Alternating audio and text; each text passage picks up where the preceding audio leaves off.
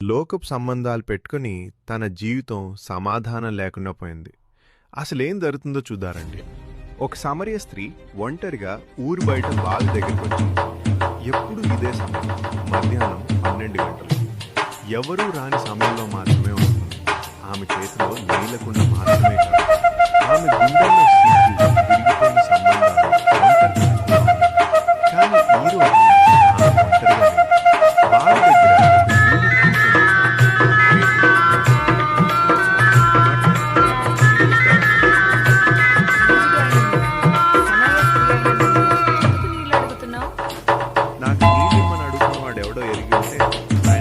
యాకోబు బావి కాడ యేసయ్యను చూశానమ్మా.